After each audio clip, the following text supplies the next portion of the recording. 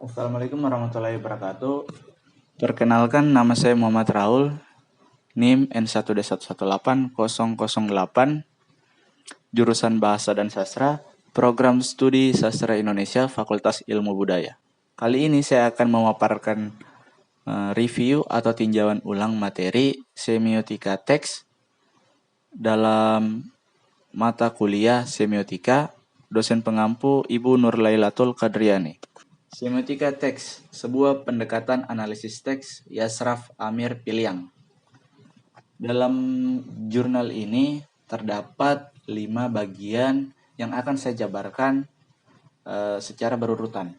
Pertama itu bagian pendahuluan. Semiotika teks adalah sebuah cabang dari semiotika yang unit terkecilnya menganalisis teks, sedangkan semiotika umum menganalisis tanda. Pada bagian kedua, kita masuk ke semiotika teks sebagai cabang semiotika. Dalam pengertian yang luas, teks didefinisikan sebagai pesan-pesan, baik itu berupa teks verbal maupun visual.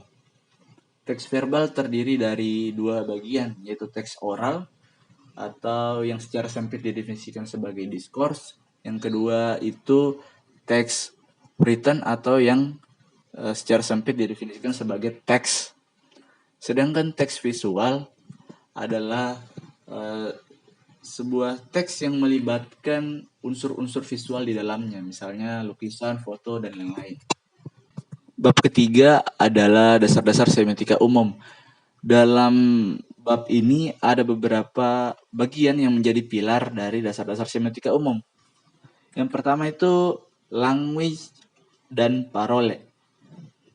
Saussure mengusulkan 2 model analisis bahasa, yaitu analisis bahasa sebagai sebuah sistem atau language, dan bahasa digunakan menjadi sebuah alat komunikasi atau parole.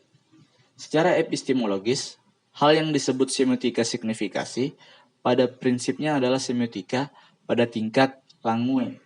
Sementara semiotika komunikasi adalah semiotika pada tingkat parole. Dalam kerangka language, Saussure menjelaskan tanda sebagai kosakata yang tidak dapat dipisahkan dari bidang penanda atau signifier dan bidang petanda atau signifier. Pada pilar kedua ada struktur tanda. Berdasarkan pandangan semiotika signifikasi, bila seluruh praktik sosial dapat dianggap sebagai fenomena bahasa, maka ia dapat dipandang sebagai petanda. Bidang penanda atau signifier untuk menjelaskan bentuk atau ekspresi, sedangkan petanda atau signifier untuk menjelaskan sebuah konsep atau makna. Yang ketiga adalah kode. Bahasa adalah struktur yang mempunyai aturan tertentu untuk memperoleh makna. Akan tetapi hal ini mempunyai keterbatasan bagi setiap orang untuk menggunakannya. Misalnya, kita tidak dapat menjalankan mobil dengan menekan pedal rem atau mengerem mobil dengan menggunakan tongkat kopling. Pada bagian keempat itu ada aksis tanda. Aksis tanda, menurut Saussure, bahasa dibentuk semata oleh prinsip perbedaan atau difference. Perbedaan hanya dimungkinkan lewat beroperasinya 2 aksis bahasa yang disebut sebagai aksis paradigm dan aksis sintaksim. Paradigm adalah satu perangkat tanda yang melalui pilihan-pilihan yang dibuat dan hanya satu unit dari pilihan tersebut yang dapat dipilih. Yang kelima adalah tingkatan tanda. Barthes menjelaskan ada 2 macam tingkatan tanda. Yang pertama adalah denotasi dan yang kedua adalah konotasi. Denotasi adalah pertandaan yang menjelaskan hubungan antara penanda dan petanda. Tingkatan ini secara konvensional lebih konvensional digunakan dalam suatu masyarakat tertentu atau disepakati oleh kelompok sosial. Dan tingkatan yang kedua adalah konotasi, adalah pertandaan yang menjelaskan hubungan antara penanda dan petanda, tapi maknanya tidak eksplisit.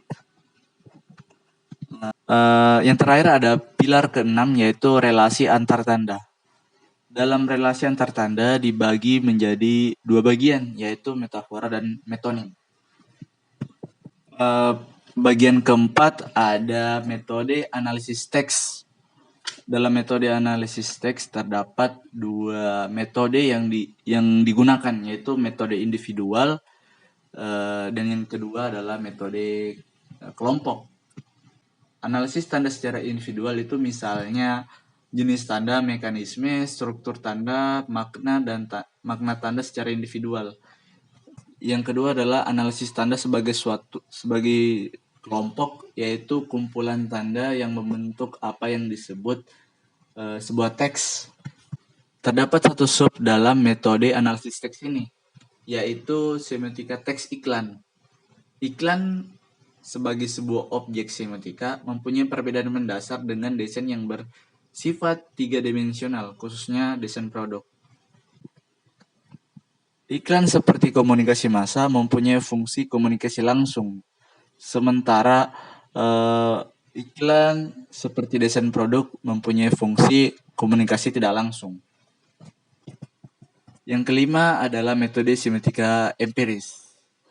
Ada berbagai macam penelitian yang dikembangkan atau pada dasarnya merupakan perkembangan dari metode semiotika yang merupakan anggapan sebagai penutup dari kekurangan analisis metode semiotika teks, karena pada hakikatnya hanya menitik beratkan pada teks.